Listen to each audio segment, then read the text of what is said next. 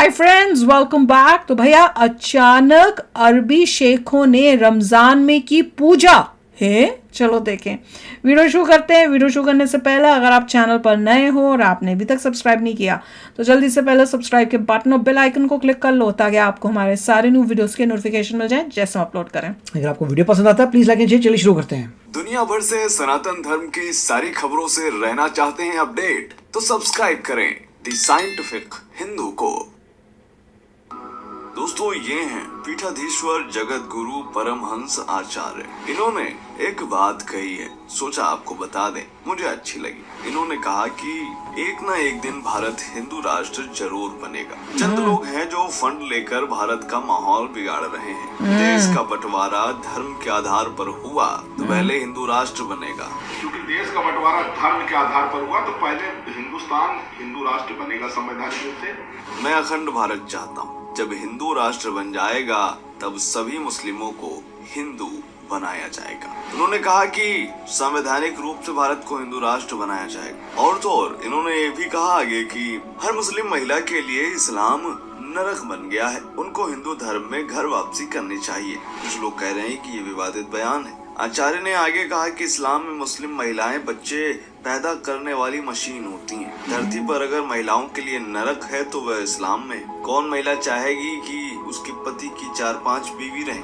मुस्लिम महिलाओं को प्रताड़ित किया जाता है। आज तमाम ऐसी महिलाएं हैं जो हिंदू धर्म में घर वापसी कर रही हैं और उनको जीते जी जन्नत मिल जाती है। यह सच है कि कोई मुस्लिम महिला अगर किसी हिंदू से शादी करती है तो उसे जन्नत मिलती है। ये कहना है जगत गुरु परमहंस आचार्य का। कौन महिला चाहेगी कि 4 बीवी 5 बीवी रहे, उसको उसके साथ में एक बच्चा पैदा करने की मशीन बना दिया जाए, उसको इतना प्रताड़ित किया जा रहा है। आज तमाम ऐसी मुस्लिम महिलाएं हैं जो सनातन धर्म घर वापसी करती हैं और वो कहती हैं कि हमारे लिए जीते जी जन्नत मिले। इस पर आपकी राय क्या है, ये हमें कमेंट करके जरूर बताइएगा। आज का वीडियो है हमारा कि किस तरह दुबई में जो नया मंदिर बना है वहाँ पर जो शेख हैं पहुँचे हैं मंदिर के अंदर रमजान के महीने में। जानेंगे इस खबर को विस्तार से। स्वागत है आपका द साइंटिफिक हिंदू पर।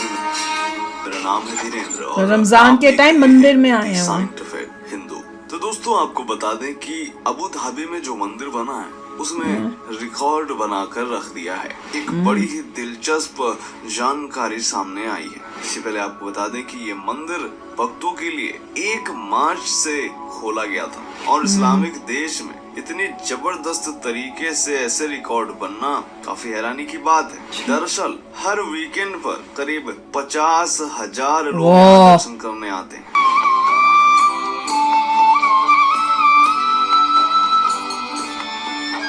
क्या कितनी रश कितना है, आइए कितना सुंदर है। दोस्तों, ये खाड़ी देशों का सबसे बड़ा मंदिर है और यह मंदिर बिल्कुल अयोध्या मंदिर की तरह पहाड़ी इलाके में है और रश जो लगा रहा है। आम जनता जहाँ रहती ऐसा है प्लान करना वहाँ से चाहिए कि लोग थोड़ा आराम से आ अलग है। पाएं। इसलिए यहाँ पर बस की सुविधा भी है। इसके अलावा यहाँ पर मुस्लिमों को काफी ज्यादा इंटरेस्ट आ रहा है इस मंदिर पर। वे प्रार्थना करने के लिए इस मंदिर पर रेगुलर आ रहे हैं। अब इसी से जुड़ी एक और खबर आई है जिसके अनुसार रमजान के महीने में भी संयुक्त अरब अमीरात के जो नेता हैं वो पहुंचे इस मंदिर। यहाँ पर रमजान के कार्यक्रम का आयोजन इस मंदिर पर किया गया। इस कार्यक्रम का नाम उमशियत था और यहाँ पर न सिर्फ मुस्लिम थे बल्कि कई अलग अलग धर्मों के लोग देखने को मिले। इस मौके पर मंदिर में स्वामी ब्रह्म विहारी दास के साथ शेख अल नायान भी देखने को मिले।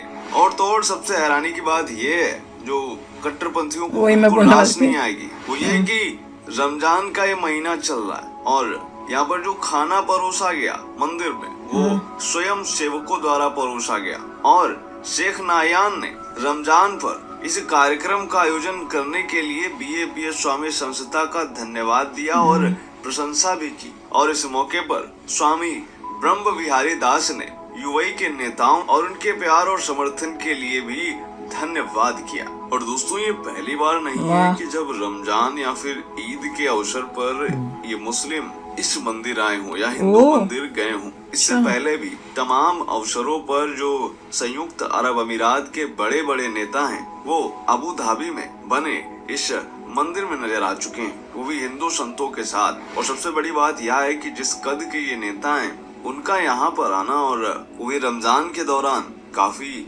सराहनीय कार्य। अरे वाह,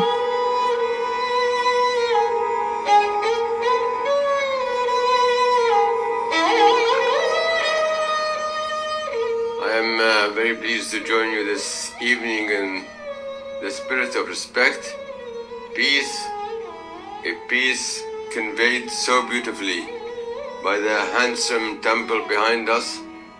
I know you as the very best example of India and other countries that are represented here this evening. I know you also as a remarkable world citizen marked distinctly by your tolerance, compassion, and desire for dialogue and understanding. Let me conclude by expressing my genuine appreciation and gratitude to everyone at Bab's Hindu Mandir who has worked diligently to organize this evening. Thank you. But I'd like to begin with my deepest gratitude to the rulers of UAE, especially His Highness Sheikh Rulers. Mohammed bin Zayed तो Al चक्कर Nahyan democracy तो है नहीं। for gifting this land so that we can spread more and more tolerance and harmony. I personally feel that all the blessings of all the fasting that you have done, all the rituals and ceremonies and prayers that you have performed have all been collected in this premises today. So thank you very much for coming here on this special month. Where there is light, there can never be night.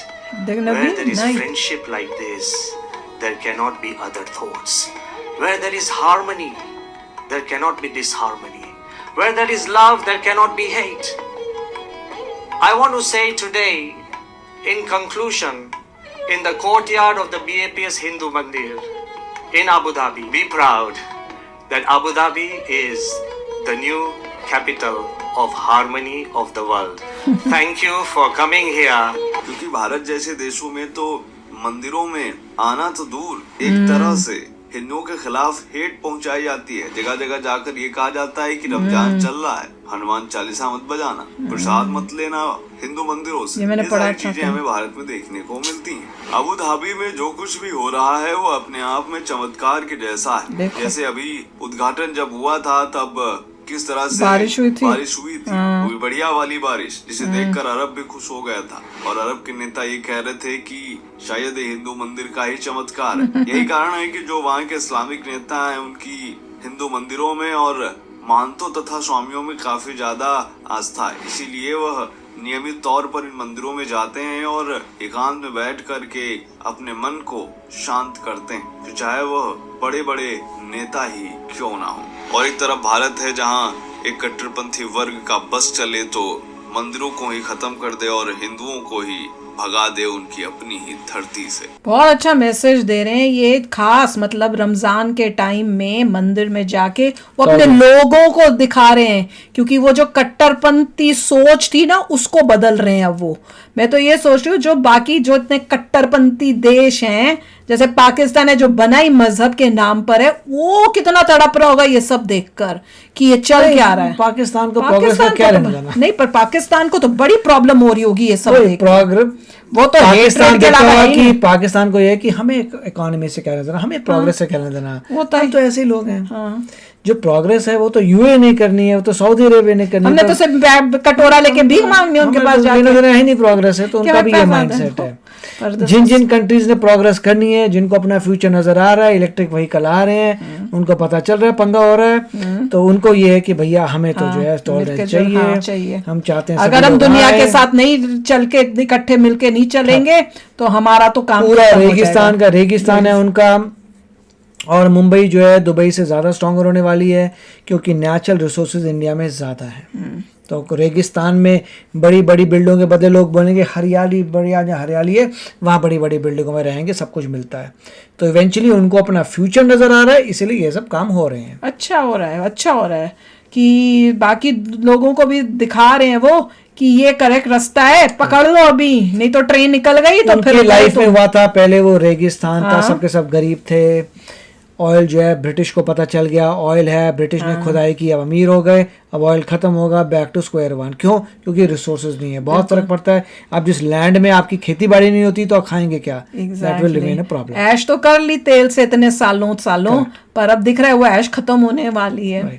तो अब तो मिलके रहना पड़ेगा जी। चलो आप भी share करना अपने थॉट्स। चलते हैं, मिलेंगे नेक्स्ट वीडियो में बहुत ही जल्द। Till then take care and bye bye. तो अगर आप मेरे इस चैनल पे नए हो तो जल्दी से सब्सक्राइब के बटन को हिट करो और बेल आइकन को क्लिक करो ताकि आपको मेरा जब नया वीडियो मैं लगाऊं आपको उसके बारे में जल्दी से पता चल जाए।